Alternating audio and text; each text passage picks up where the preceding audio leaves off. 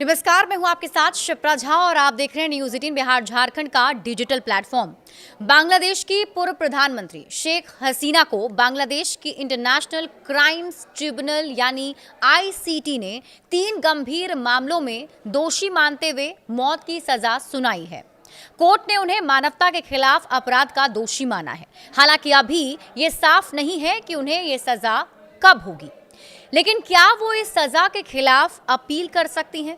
उनके बचने के कानूनी रास्ते क्या हो सकते हैं? शेख हसीना 1 साल से भी कहीं ज्यादा समय से भारत में हैं।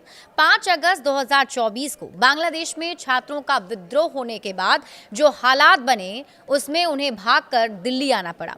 तब से वो यही हैं और हाल ही में उन्होंने भारतीय मीडिया को लंबा इंटरव्यू दिया।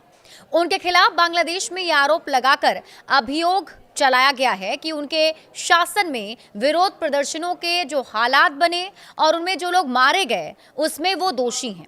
बांग्लादेश सरकार का आरोप है कि बांग्लादेश में वर्ष 2024 में देशव्यापी प्रदर्शन और आंदोलन में 1400 लोग मारे गए थे। अब 17 नवंबर 2025 को ढाका में आईसीटी ने उन्हें मौत की सजा सुना दी है। हालांकि पहले से ही माना जा रहा था कि आईसीटी ऐसा कर सकती है, तो अब सवाल ये है कि शेख हसीना के बाद इस सजा से बचने के कानूनी रास्ते क्या हैं? क्या वो इस सजा के खिलाफ कहीं अपील कर सकती हैं? पूरी उम्मीद है कि शेख हसीना इस सजा के खिलाफ अपील करेंगी। आईसीटी एक्ट 1973 की धारा 21 के तहत अगर हम बात करें तो उन्हें बांग्लादेश में ही घरेलू अपील की करनी होगी और ये अपील 60 दिनों के भीतर ही करनी होगी। अब किस कोर्ट में अपील कर सकती हैं, ये भी जान लीजिए। फैसले की घोषणा के 60 दिनों के अंदर शेख हसीना को बांग्लादेश के सुप्रीम कोर्ट की अपीलीय डिवीजन में अपील दायर करनी होगी।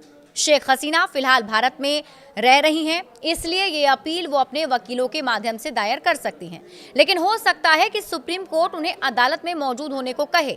ये उनके लिए एक व्यवहारिक चुनौती हो सकती है। अगर शेख हसीना ने 60 दिनों में मौत की सजा के खिलाफ बांग्लादेश की सुप्रीम कोर्ट में अपील नहीं की, तो ये सजा अंतिम हो जाएगी, यानी ये लागू मान ली जाती है।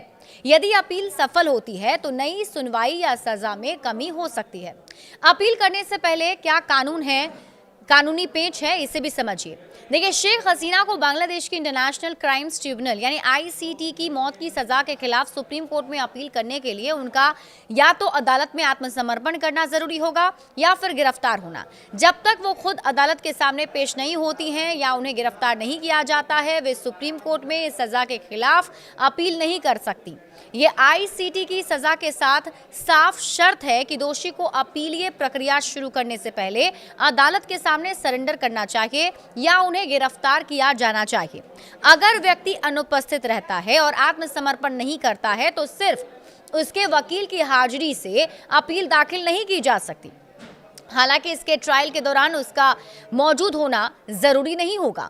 इस तरह शेख हसीना को यदि सुप्रीम कोर्ट में अपील करनी है तो उन्हें बांग्लादेश लौटकर आत्मसमर्पण करना या गिरफ्तारी करवाना जरूरी होगा। केवल वकील के माध्यम से अपील दायर करने की अनुमति इस मामले में नहीं होगी। किन इंटरनेशनल कोर्ट में कर सकते हैं अपील? तो बांग्लादेश आईसीटी के फैसले के खिलाफ सीधे संयुक्त राष्ट्र के मानवाधिकार समिति या अन्य अंतर्राष्ट्रीय निकायों में भी अपील की जा सकती है, जहां निष्पक्ष सुनवाई के मुद्दों पर शिकायत दर्ज की गई है। लेकिन ये कानूनी अपील नहीं बल्कि मानवाधिकार उल्लंघन की शिकायत होगी, जो सजा को स्थगित या रद्द नहीं कर सकती। आईसीटी क्या है, ये भी जानिए। आईसीटी एक ट्रिब्यूनल है। ये बांग्लादेश का घरेलू ट्रिब्यूनल है, जिसे मानवता के खिलाफ अपराधों और युद्ध अपराधों के खिलाफ बनाया गया है। आईसीटी ट्रिब्यूनल बांग्लादेश की राष्ट्रीय अदालत प्रणाली का हिस्सा है। आमतौर पर राष्ट्रीय ट्रिब्यूनल में दोषी ठहराए जाने पर अभियुक्त को अपील करने का अधिकार होता है। क्या शेख हसीना को गिरफ्तार किया जा सकता है? देखिए, शेख हसीना फिलहाल देश से बाहर हैं, भारत में हैं, इसलिए अगर उन्हें गिरफ्तार या प्रत्यर्पित नहीं किया जाता तो ऐसे में देश से बाहर होने के कारण उनका अपील करना कठिन हो सकता है। लेकिन अगर बांग्लादेश की सुप्रीम कोर्ट ने उनकी गैर मौजूदगी के बावजूद उनकी सजा के खिलाफ अपील स्वीकार कर ली तो उनकी सजा में कमी संभव है। तो क्या बांग्लादेश भारत से उन्हें प्रत्यर्पित करने के लिए कहेगा? हाँ, बांग्लादेश की अंतरिम सरकार ने पहले ही भारत से शेख हसीना को प्रत्यर्पित करने की औपचारिक मांग की है। अब उन्हें इंटरनेशनल क्राइम्स ट्रिब्यूनल आईसीटी द्वारा मौत की सजा सुनाए जाने के बाद ये दबाव और बढ़ सकता है। नवंबर 2024 से ही बांग्लादेश ने भारत को नोट वर्बल भेजकर प्रत्यर्पण की अपील की है। मार्च 2025 तक सभी जरूरी दस्तावेज भेज आ चुके हैं, लेकिन भारत ने अभी तक कोई स्पष्ट जवाब नहीं दिया है। सजा के बाद बांग्लादेश की सरकार प्रत्यर्पण पर जोर देगी। 2013 के भारत बांग्लादेश प्रत्यर्पण संधि के तहत भारत इनकार कर सकता है अगर अपराध को राजनीतिक माना जाए या निष्पक्ष सुनवाई की आशंका ना हो। शेख हसीना को भारत ने सुरक्षा कारणों से शरण दी और प्रत्यर्पण से द्विपक्षीय संबंध प्रभावित हो सकते हैं। बड़े अपडेट्स के लिए आप जुड़े रहिए न्यूज़ 18 बिहार झारखंड के साथ।